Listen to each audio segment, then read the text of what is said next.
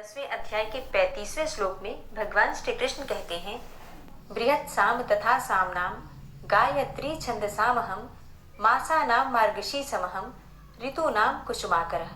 अर्थात गायन करने योग्य श्रुतियों में मैं बृहत् साम हूँ और छंदों में मैं गायत्री छंद हूँ और महीनों में मैं मार्गशीर्ष मास हूँ और ऋतुओं में बसंत हूँ। इसका मतलब है कि भगवान श्री कृष्ण का ही स्वरूप होता है मार्गशीर्ष मास। ओम क्लीम कृष्णाय नमः।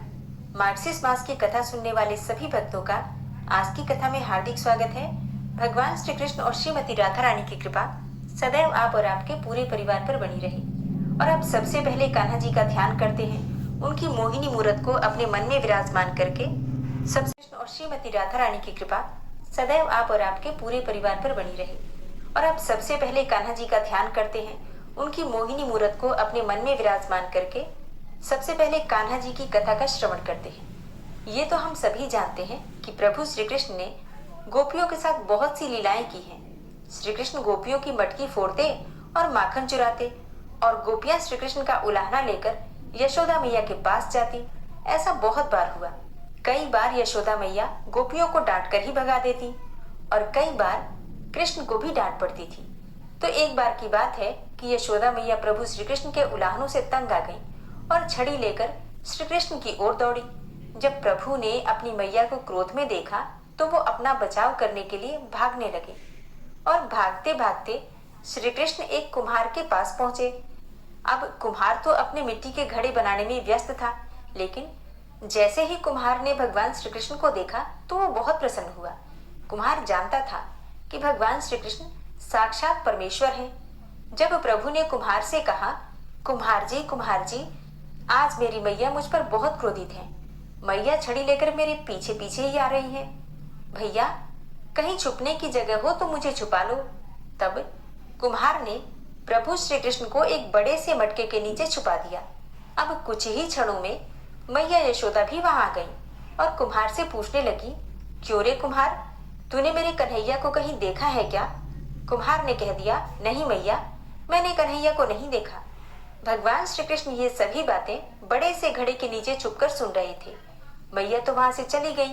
अब प्रभु श्री कृष्ण कुम्हार से कहते हैं, कुम्हार जी, यदि मैया चली गई हो तो मुझे इस घड़े से बाहर निकालो। कुम्हार बोला, ऐसे नहीं प्रभु जी, पहले मुझे 84 लाख योनियों के बंधन से मुक्त करने का वचन दो। भगवान मुस्कुराए और कहा, ठीक है, मैं तुम्हें 84 लाख योनियों से मुक्त करने का वचन देता हूँ। अब तो मुझे बाहर निकाल दो। कुम्हार कहने लगा, मुझे अकेले नहीं प्रभु जी, मेरे परिवार के सभी लोगों को भी 84 लाख योनियों के बंधन से मुक्त करने का वचन दोगे तो मैं आपको इस घड़े से बाहर निकालूंगा। प्रभु जी कहते हैं, चलो ठीक है, उनको भी 84 लाख योनियों के बंधन से मुक्त होने का मैं वचन देता हूँ। अब तो मुझे घड़े से बाहर निकाल दो। अब कुम्हार कहता है, बस प्रभु जी, एक विनती और है, उसे भी पूरा करने का वचन दे दो तो मैं आपको घड़े से बाहर निकाल दूंगा। अब भगवान फिर से मुस्कुराए और बोले, वो भी बता दे क्या कहना चाहता है।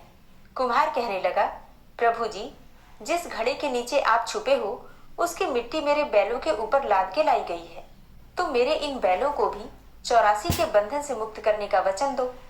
भगवान ने कुम्हार के प्रेम पर प्रसन्न होकर उन बैलों को भी 84 के बंधन से मुक्त होने का वचन दिया। प्रभु बोले, अब तो तुम्हारी सारी इच्छा पूरी हो गई, तो अब तो तुम मुझे इस घड़े से बाहर निकाल दो। तब कुम्हार कहता है, अभी नहीं भगवान, बस एक अंतिम इच्छा और है, उसे भी पूरा कर दीजिए, फिर मैं आपको घड़े से बाहर निकाल दूंगा। तब प्रभु श्री कृष्ण ने कहा, बताओ तुम्हारी अंतिम इच्छा क्या है? कुम्हार ने कहा कि जो भी प्राणी हम दोनों के बीच के इस संवाद को सुनेगा उसे भी आप 84 लाख के योनियों के बंधन से मुक्त करोगे। बस ये वचन दे दो तो मैं आपको इस घड़े से बाहर निकाल दूंगा। कुम्हार की प्रेम भरी बातों को सुनकर भगवान श्री कृष्ण बहुत प्रसन्न हुए और कुम्हार की इस इच्छा को भी पूरी करने का वचन दिया। फिर कुम्हार ने बाल श्री कृष्ण को घड़े से बाहर निकाल दिया, उनके चरणों में साष्टांग प्रणाम किया। प्रभु श्री कृष्ण के चरण धोए और चरणामृत लिया और पूरे घर में, पूरी झोपड़ी में चरणामृत का छिड़काव किया और प्रभु जी के गले लगकर इतना रोए कि प्रभु में ही विलीन हो गए। अब जरा विचार कीजिए, कि जो बाल श्री कृष्ण 7 कोस लंबे चौड़े गोवर्धन पर्वत को अपनी इक्कनी उंगली पर उठा सकते हैं, तो क्या वो एक घड़ा नहीं उठा सकते थे? लेकिन बिना प्रेम रीझे नहीं नटवर नंद किशोर। कोई कितना भी यज्ञ करे, कोई कितने भी अनुष्ठान करे, कितना भी दान करे, चाहे कितनी भी भक्ति करे, लेकिन जब तक मन में प्राणी मात्र के लिए प्रेम नहीं होगा, प्रभु श्री कृष्ण मिल नहीं सकते। इसलिए चराचर जगत में जो भी प्राणी है, सबसे प्रेम करना चाहिए, क्योंकि छोटी सी चींटी हो या बड़ा सा हाथी, हर जीव में ईश्वर का उतना ही कण विद्यमान है। और अगर इस कहानी को हम ध्यान से सुने तो एक चीज बहुत स्पष्ट रूप से समझ में आती है। कुम्हार चाहता तो प्रभु से बहुत कुछ मांग सकता था, दौलत, शोहरत, नाम, यश, सब कुछ, लेकिन उसने प्रभु से मांगा 84 के चक्कर से मुक्ति का वरदान, क्योंकि बाकी सभी चीजें नश्वर हैं। यथार्थ शाश्वत सत्य है प्रभु में मिलन। और जब प्रभु से मांग रहे हैं तो फिर छोटी छोटी चीजें क्यों, सीधे प्रभु में मिलन क्यों ना मांग लिया जाए। और जब एक बार प्रभु की कृपा हो जाएगी तो बाकी सभी चीजें तो वैसे भी प्रभु दे देंगे। इसलिए प्रभु से प्रभु की भक्ति ही मांगी जाए, बाकी सभी चीजें उनकी कृपा पर ही छोड़ दी जाए। इस विषय में आपके क्या विचार हैं, कमेंट बॉक्स में जरूर बताइए। प्रेम से बोलिए ठाकुर जी की जय। मार्गशीर्ष मास, इस महीने में भगवान श्री कृष्ण की विशेष रूप से पूजा आराधना की जाती है। ऐसी मान्यता है कि इस महीने में भगवान श्री कृष्ण की उपासना करने से व्यक्ति को जीवन में हर तरह की सफलता की प्राप्ति होती है और वो तरह तरह के संकट से बाहर निकलने में सक्षम भी हो जाता है। अब इस महीने को मार्गशीर्ष मास क्यों कहते हैं? तो जिस महीने की पूर्णिमा तिथि जिस नक्षत्र से युक्त होती है, उस नक्षत्र के आधार पर ही उस महीने का नामकरण किया जाता है। चूंकि मार्गशीर्ष महीने की पूर्णिमा मृगशिरा नक्षत्र से युक्त होती है, इसलिए इस महीने को मार्गशीर्ष मास कहा जाता है। वैसे इस महीने के और भी बहुत सारे नाम हैं, जैसे कि मगसर, मंगसीर, अगहन, अग्रहायण आदि नामों से भी इसे जाना जाता है। और ये पूरा ही महीना बहुत पवित्र माना जाता है। मान्यता है कि सतयुग में देवों ने वर्ष का आरंभ मार्गशीर्ष मास की कृष्ण पक्ष की प्रतिपदा तिथि से अर्थात पड़वा से किया था। साथ ही ऋषि कश्यप ने भी इसी महीने के दौरान कश्मीर नामक जगह की स्थापना की थी, जो कि इस समय भारत का अभिन्न अंग है। इस महीने में स्नान दान का बड़ा ही महत्व माना गया है। विशेषकर इस महीने के दौरान यमुना नदी में स्नान का महत्व है। मार्गशीर्ष महीने के दौरान यमुना नदी में स्नान करने से भगवान सहज ही प्राप्त हो जाते हैं। इसलिए जो लोग जीवन में भगवान का आशीर्वाद बनाए रखना चाहते हैं, उन्हें इस महीने के दौरान कम से कम 1 या 2 बार यमुना नदी में स्नान अवश्य करने जाना चाहिए। लेकिन जिन लोगों के लिए ऐसा करना संभव ना हो, वो लोग घर पर ही अपने स्नान के पानी में थोड़ा सा पवित्र जल मिलाकर, गंगा जल या फिर जमुना का जल मिलाकर स्नान कर सकते हैं। अब जैसे कि कार्तिक मास में हम बहुत जल्दी उठकर स्नान करते हैं, ब्रह्म मुहूर्त में उठकर स्नान करते हैं, लेकिन मार्गशीर्ष मास में इस प्रकार का कोई बहुत कठोर नियम नहीं है, क्योंकि इस महीने में शीतलहर का प्रारंभ हो जाता है, सर्दियां बढ़ जाती हैं।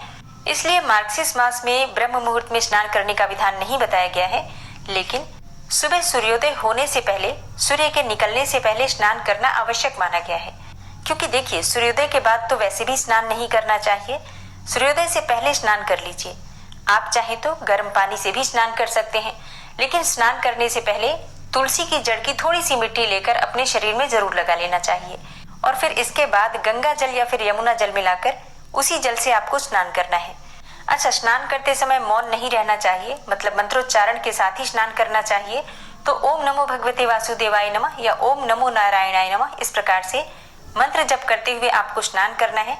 फिर शुद्ध वस्त्र धारण करके भगवान सूर्यदेव को जल दीजिए और अपने घर के मंदिर में जो भी आप प्रतिदिन की पूजा करते हैं, पूजा कीजिए।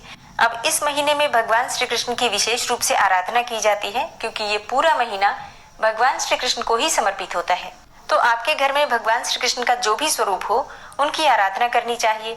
घर में लड्डू गोपाल जी हो या भगवान श्री कृष्ण किसी भी स्वरूप में आपके घर में है, तो माखन मिश्री का भोग इस पूरे महीने में जरूर लगाना चाहिए। रोज नहीं लगा पाते हैं तो कभी कभी तो जरूर लगा दीजिए।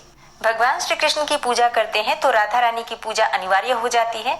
इसके साथ ही तुलसी महारानी की पूजा भी उतनी ही अनिवार्य हो जाती है। तो भगवान श्री कृष्ण की प्रसन्नता के लिए राधा नाम का अधिक से अधिक उच्चारण कीजिए, नाम जप कीजिए, इससे भगवान श्री कृष्ण प्रसन्न हो जाते हैं। और माँ तुलसी की सुबह शाम पूजा अवश्य कीजिए। सुबह के समय जल अर्पित कीजिए और शाम के समय दीपदान कीजिए। वैसे अगर आप जल्दी उठ जाते हैं तो सुबह भी दीपदान कर सकते हैं, लेकिन अगर आप सुबह दीपदान नहीं भी करते हैं तुलसी में, तो शाम को दीपदान जरूर करना चाहिए। अब बात करें कि इस महीने में किन चीजों का दान करना चाहिए, तो देखिए, ये मौसम सर्दियों का है, इसलिए गर्म कपड़े, कंबल, जो भी इस समय सीजनल फ्रूट्स है वो आप दान कर सकते हैं। भोजन का दान कर सकते हैं, बिस्तर का दान कर सकते हैं। बहुत से लोग हैं जो कि सड़कों पर सोते हैं, उनके पास सोने की, ओढ़ने की व्यवस्था नहीं होती है, तो अगर आप सामर्थ्यवान हैं तो अपनी सामर्थ्य के अनुसार उन्हें कुछ न कुछ देकर उनकी मदद कीजिए।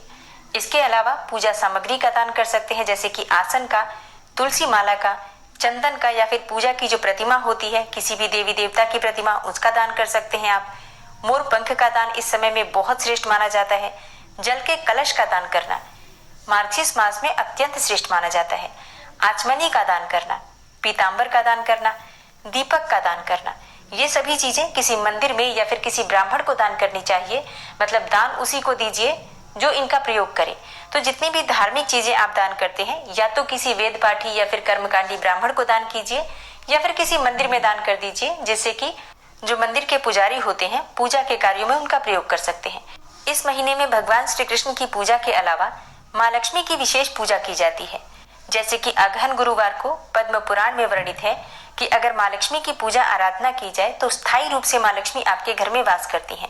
और इस महीने की पूर्णिमा को चंद्रमा की पूजा का विशेष महत्व माना गया है। ऐसा कहा जाता है कि इसी दिन चंद्रमा को सुधा से अर्थात अमृत से सिंचित किया गया था। मार्गशीर्ष मास की पूर्णिमा को दत्तात्रेय जयंती मनाई जाती है, जो कि बहुत महत्वपूर्ण होती है। इसी महीने में मार्गशीर्ष मास में ही माँ अन्नपूर्णा की कृपा की प्राप्ति के लिए 17 दिनों का व्रत भी किया जाता है। और इस महीने में भगवान विष्णु के 12 नामों का जप करने से जीवन के संकट दूर होते हैं तथा लक्ष्मी यानी कि धन प्राप्ति का मार्ग सुलभ हो जाता है। अगर शत्रुओं से परेशान है तो इन नामों का जप करने से शत्रु भय भी जाता रहता है। और ये 12 नाम कुछ इस प्रकार से हैं। पहला नाम है अच्युत, अगला है अनंत, तीसरा नाम दामोदर, चौथा नाम है केशव, पांचवा नाम है नारायण, छठा नाम श्रीधर, सातवां नाम है गोविंद, आठवां नाम है माधव, नौवां नाम है ऋषिकेश और 10वां नाम है त्रिविक्रम, 11वां नाम है पद्मनाभ और 12वां नाम है मधुसूदन। भगवान विष्णु के 12 नाम लेते हुए उन्हें पीले फूल अर्पित करने चाहिए। भगवान का एक नाम लें और एक फूल और विष्णु को अर्पित करें। पूजा के उपरांत संध्या के समय इन फूलों को भगवान के सामने से हटाकर पीपल के पेड़ के नीचे या फिर किसी बहते हुए जल में प्रवाहित कर दें। इस प्रकार से पूरे मार्गशीर्ष मास में अगर आप पीले पुष्प भगवान को अर्पित करते हैं इन 12 नामों के द्वारा, तो शास्त्र कहते हैं हर प्रकार की परेशानी से, भय से, संकट से मुक्ति भी मिलती है और माँ लक्ष्मी और श्री हरि विष्णु स्थिर रूप से आपके घर में वास भी करते हैं। मार्गशीर्ष मास में श्रीमद् भागवत ग्रंथ को देखने भर की विशेष महिमा है। स्कंद पुराण में लिखा है कि घर में अगर भागवत हो तो अगहन मास में दिन में एक बार उसको प्रणाम अवश्य करना चाहिए।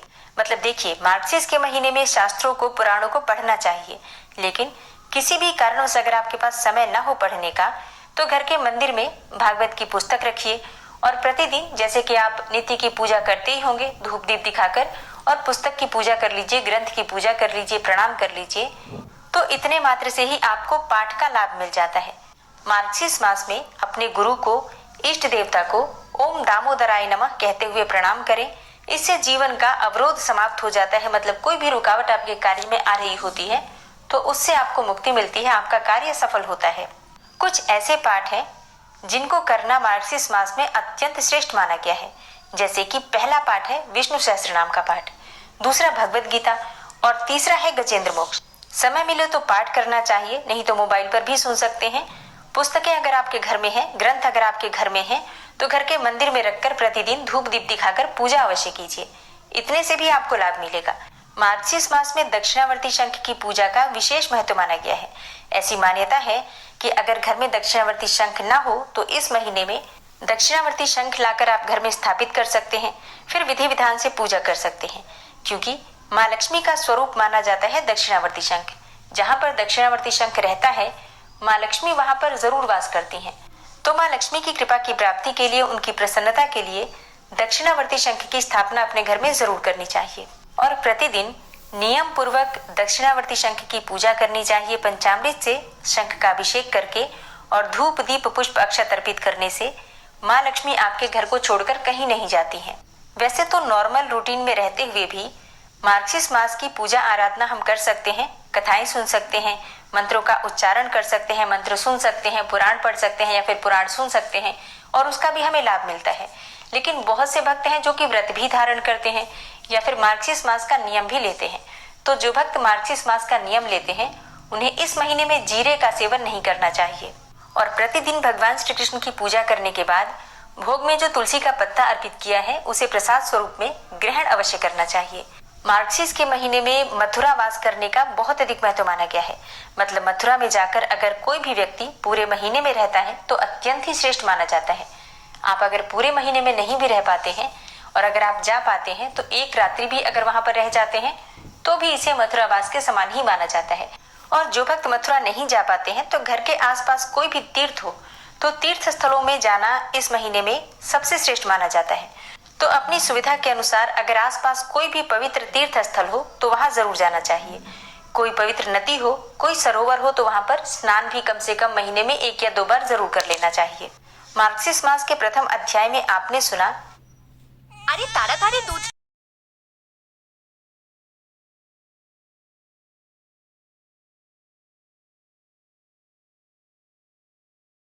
करके मूड से प्रतीत होने वाले भेद रहित अतएव सदा समभाव से स्थित ज्ञान घन प्रभु को मेरा नमस्कार है। शरीर इंद्रिय आदि के समुदाय रूप संपूर्ण पिंडों के ज्ञाता, सबके स्वामी एवं साक्षी रूप प्रभु को मेरा नमस्कार है। सबके अंतर्यामी, प्रकृति के भी परम कारण किंतु स्वयं कारण रहित प्रभु को नमस्कार है। संपूर्ण इंद्रियों एवं उनके विषयों के ज्ञाता, समस्त प्रतीतियों के कारण रूप संपूर्ण जड़ प्रपंच एवं सबकी मूलभूता अविद्या के द्वारा सूचित होने वाले तथा संपूर्ण विषयों में अविद्या रूप से भासने वाले प्रभु को मेरा नमस्कार है। सबके कारण किंतु स्वयं कारण रहित तथा कारण होने पर भी परिणाम रहित होने के कारण अन्य कारणों से विलक्षण कारण आपको बारंबार नमस्कार है।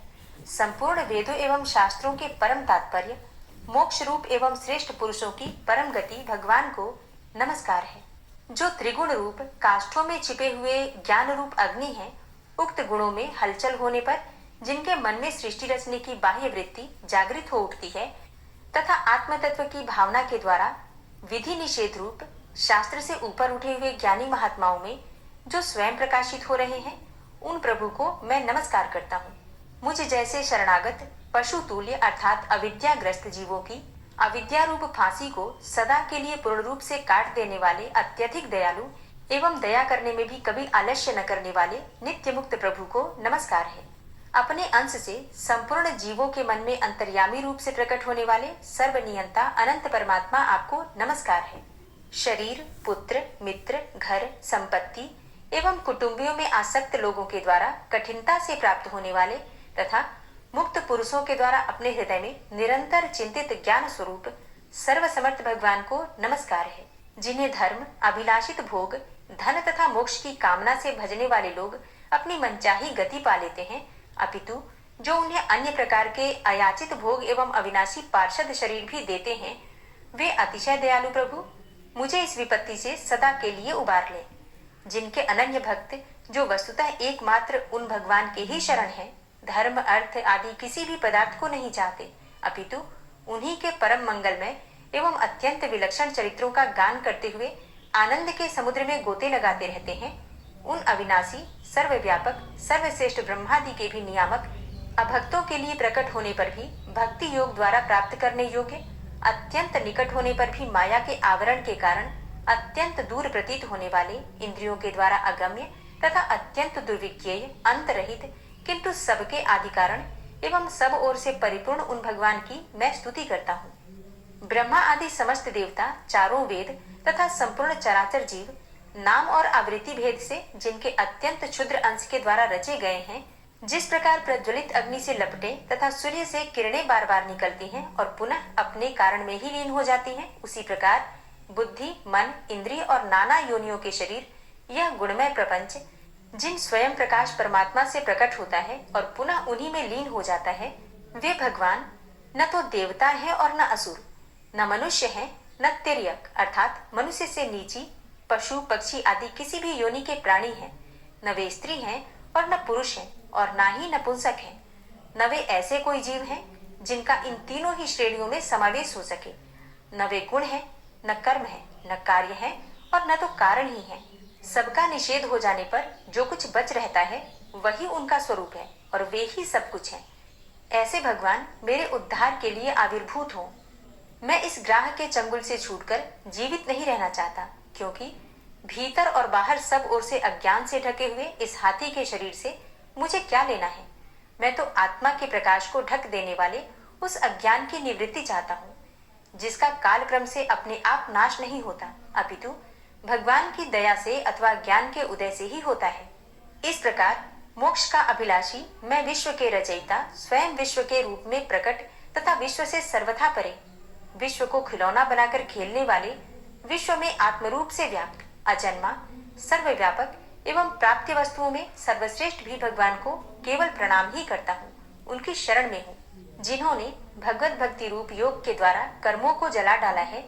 वे योगी लोग उसी योग के द्वारा शुद्ध किए हुए अपने हृदय में जिन्हें प्रकट हुआ देखते हैं, उन योगेश्वर भगवान को मैं नमस्कार करता हूँ, जिनकी त्रिगुणात्मक अर्थात सत्व रज तम रूप शक्तियों का राग रूप वेग असह्य है, जो संपूर्ण इंद्रियों के विषय रूप में प्रतीत हो रहे हैं, तथापि जिनकी इंद्रियां विषयों में ही रची पची रहती हैं। ऐसे लोगों को जिनका मार्ग भी मिलना असंभव है, उन शरणागत रक्षक एवं अपार शक्तिशाली आपको बार बार नमस्कार है। जिनकी अविद्या नामक शक्ति के कार्यरूप अहंकार से ढके हुए अपने स्वरूप को यह जीव जान नहीं पाता, उन अपार महिमा वाले भगवान की मैं शरण में आया हूँ। जिसने पूर्वोक्त प्रकार से भगवान के भेद रहित निराकार स्वरूप का वर्णन किया था, उस गजराज के समीप जब ब्रह्मा आदि कोई भी देवता नहीं आए, जो भिन्न भिन्न प्रकार के विशिष्ट विग्रहों को ही अपना स्वरूप मानते हैं, तब साक्षात श्रीहरि, जो सबके आत्मा होने के कारण सर्वदेव स्वरूप हैं, वहां प्रकट हो गए। गजराज को उस प्रकार से दुखी देखकर तथा उसके द्वारा पड़ी हुई स्तुति को सुनकर सुदर्शन चक्रधारी जगदाधार भगवान इच्छानुरूप वेग वाले गरुड़ जी की पीठ पर सवार होकर स्तवन करते हुए देवताओं के साथ तत्काल उस स्थान पर पहुंच गए जहां पर वह हाथी था।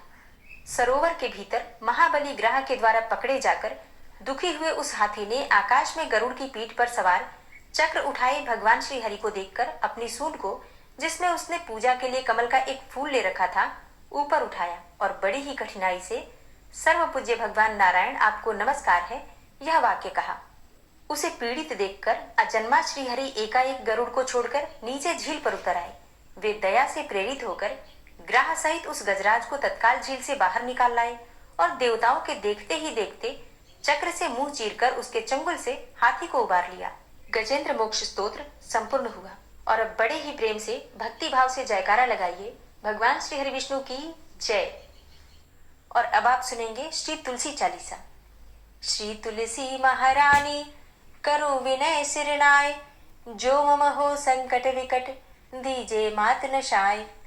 नमो नमो तुलसी महारानी, महिमा अमित न जाए बखानी। दियो विष्णु तुमको सन्माना, जग में छायो सुयस महाना। विष्णु प्रिया जय जयति भवानी, तिहु लोक की हो सुख खानी। भगवत पूजा करे जो कोई, बिना तुम्हारे सफल न होई। जिन घर तब नहीं होय निवासा, उस घर कर ही विष्णु नहीं बासा। करे सदा जो तब नित सुमिरन, तेहि के काज होय सब पूरन।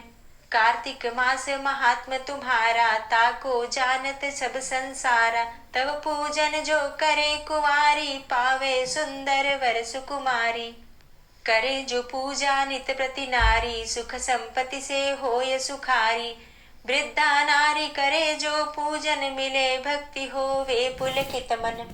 श्रद्धा से पूजे जो कोई, भवनिधि से तर जावे सोई। कथा भागवत यज्ञ करावे, तुम बिन नहीं सफलता पावे।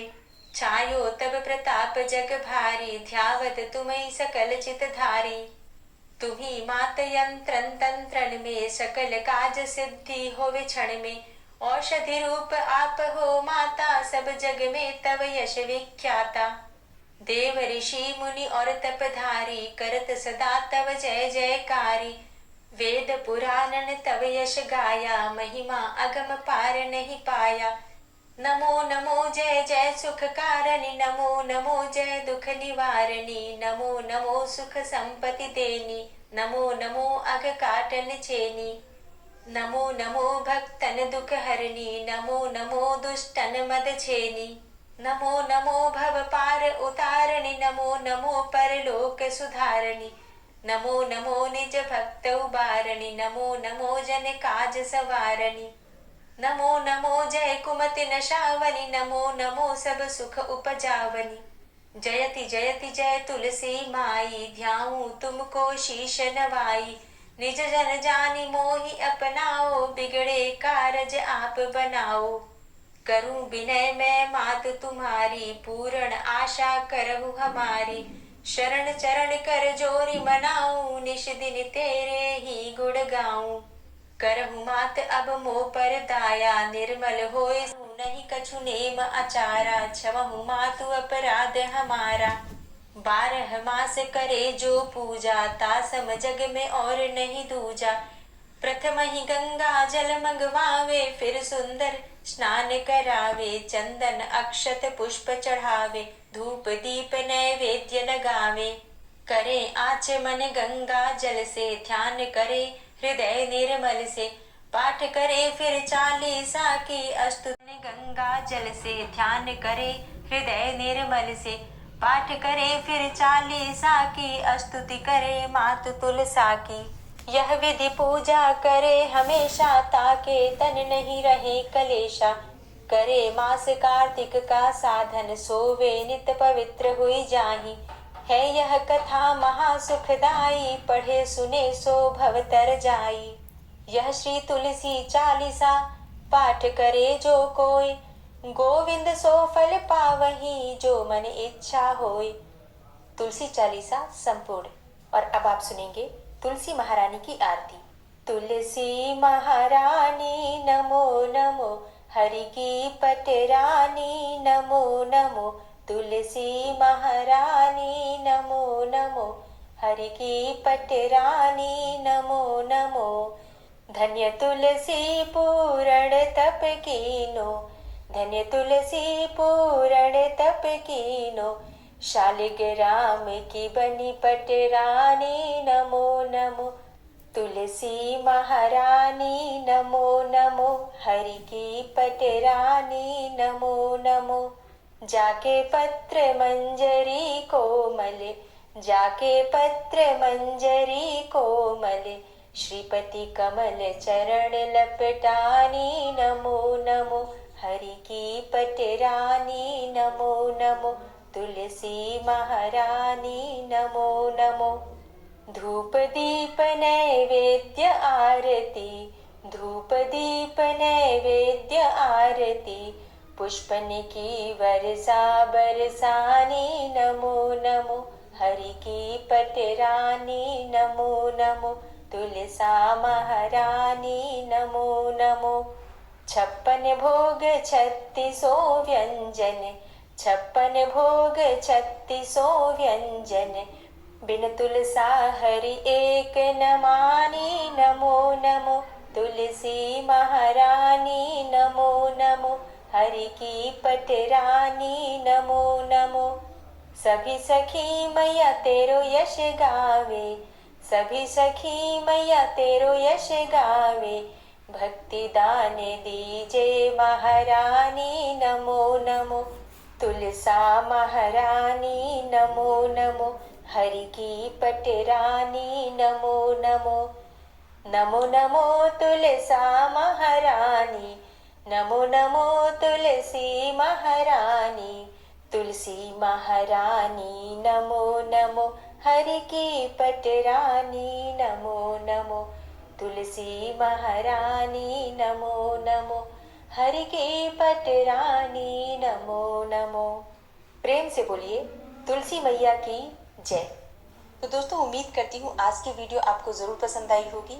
अगर वीडियो पसंद आई हो तो वीडियो को लाइक ज़रूर कीजिए, अगर संभव हो तो वीडियो को शेयर भी कीजिए और चैनल पर पहली बार आए, अगर संभव हो तो वीडियो को शेयर भी कीजिए और चैनल पर पहली बार आए हैं, अगर अभी तक आपने चैनल को सब्सक्राइब नहीं किया है तो आज की वीडियो अगर आपको अच्छी लगे तो चैनल को सब्सक्राइब करके बेल आइकन को ज़रूर प्रेस कर लीजिए इससे ये होगा कि इस चैनल पर जो भी नई वीडियो अपलोड होंगी उनकी नोटिफिकेशन आपको प्राप्त होगी। मिलती हूँ मैं आपसे अगली वीडियो में, तब तक के लिए जय श्री राधे।